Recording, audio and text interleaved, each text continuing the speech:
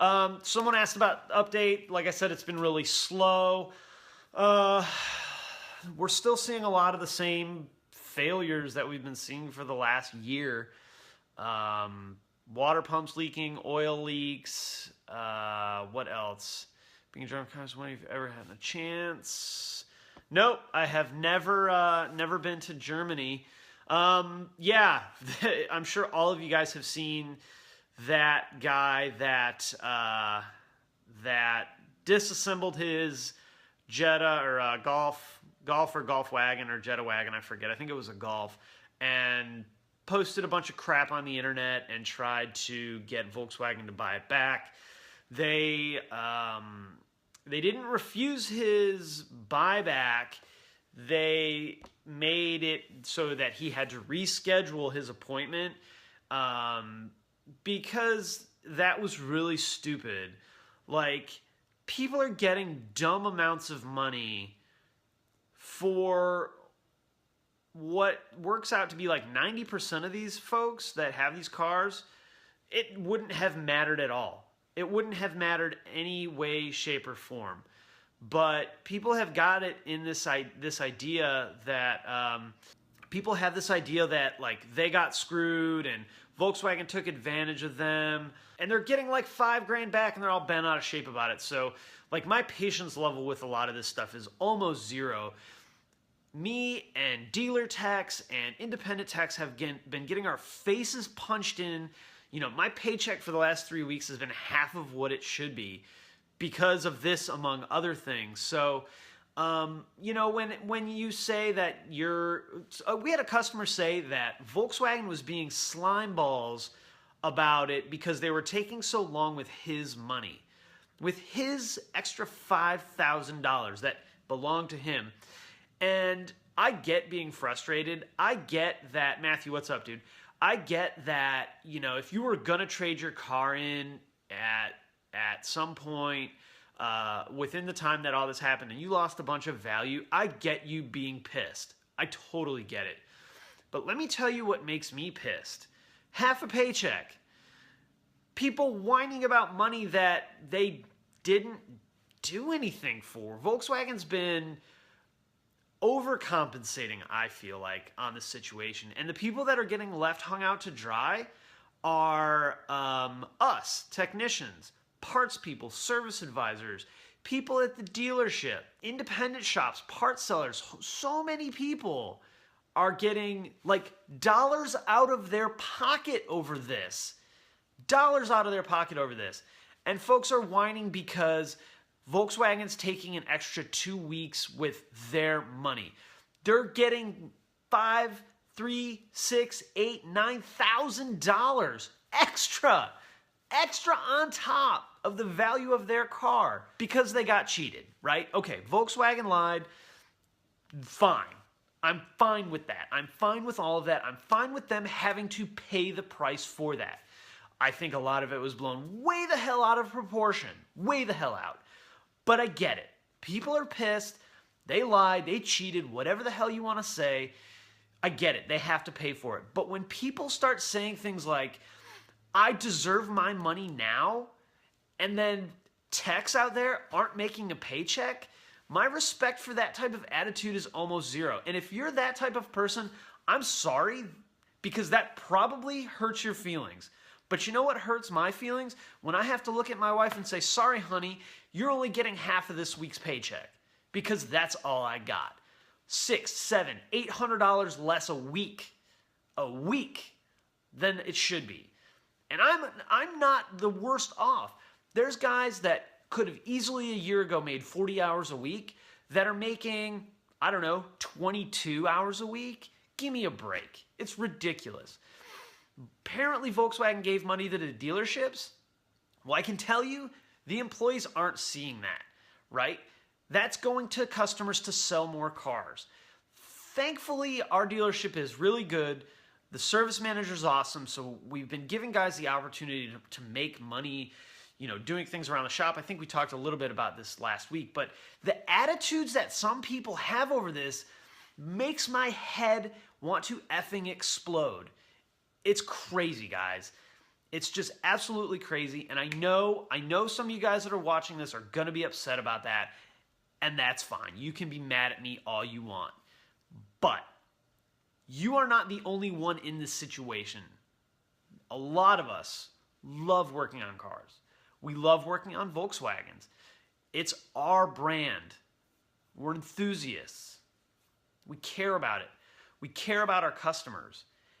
And more so than almost any owner out there, we are still getting punched in the mouth over this. The work isn't there. There's a mass exodus of people, not just from the brand, but from their older cars. All right? So, yeah, you take your 2012 Passat and you trade it in and you buy a 17 Passat. That's great.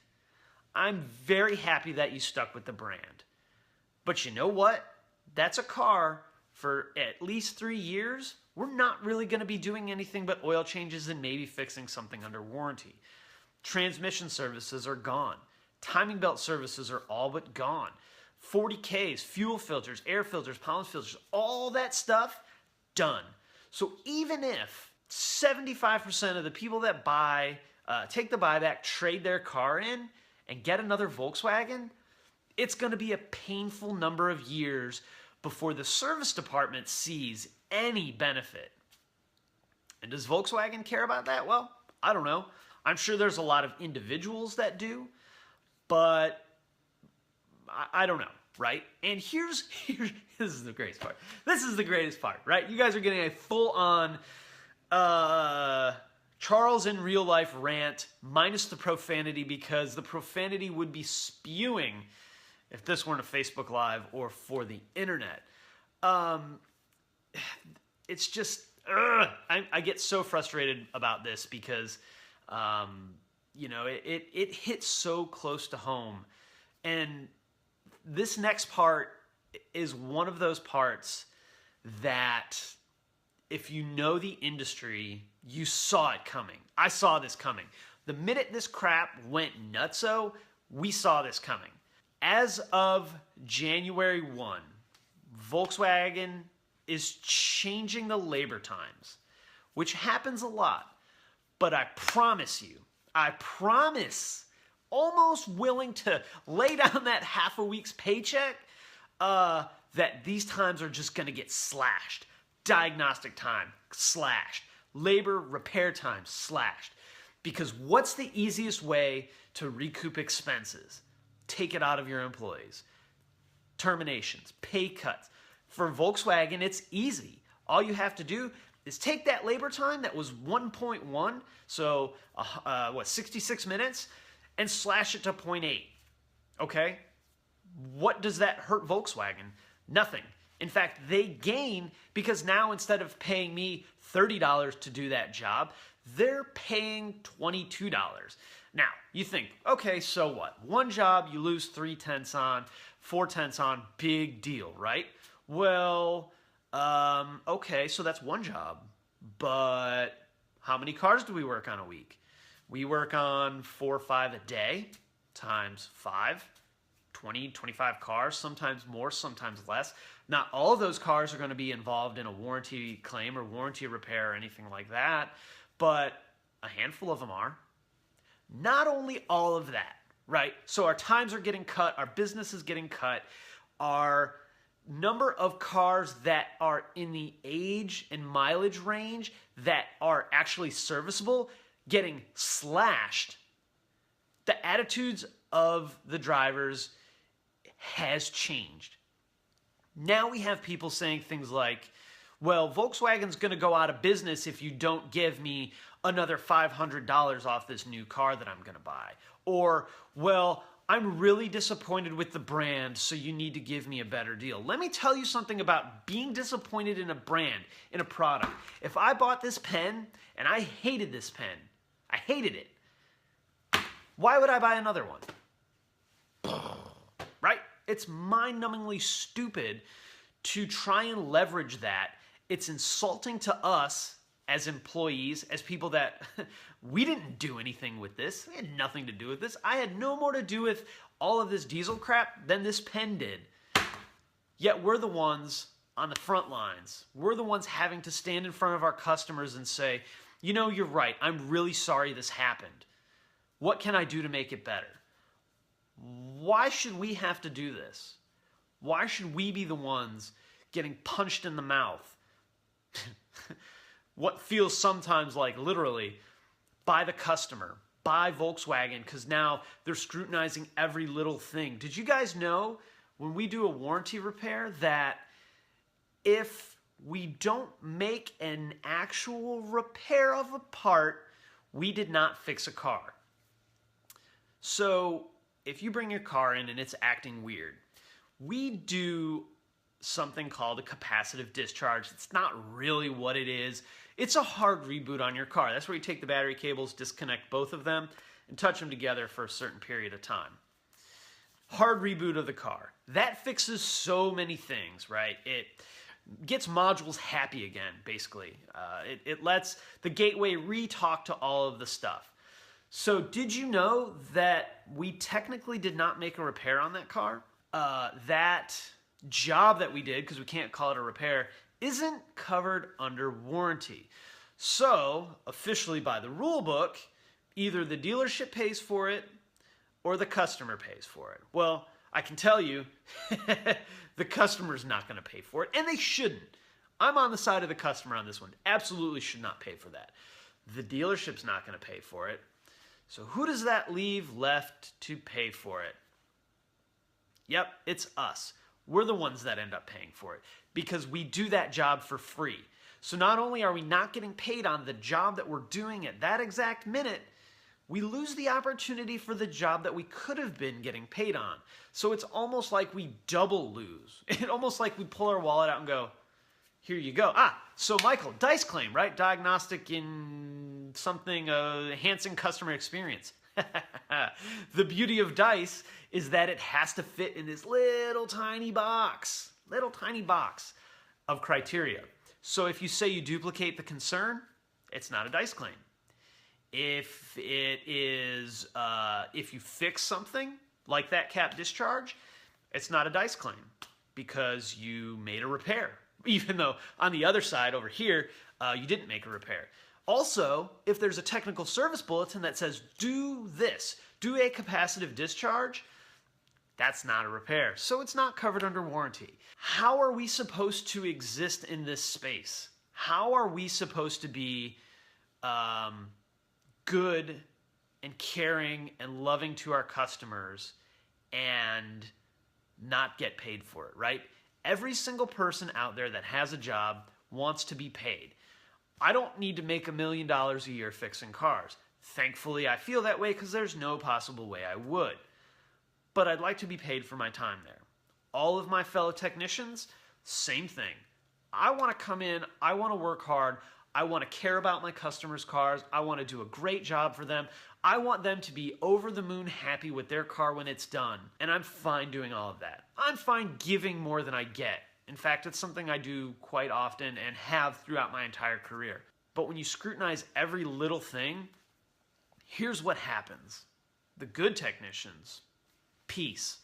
The good technicians go work for another brand. They go work for Subaru, Mazda, I don't know, wherever they want. Even Audi, which I'm pretty sure Audi's going to be following our wave pretty soon here as well. But they leave. They go work at, like a lot of you guys, in the independent world. They start their own shop so they don't have to deal with this crap. So what does that leave?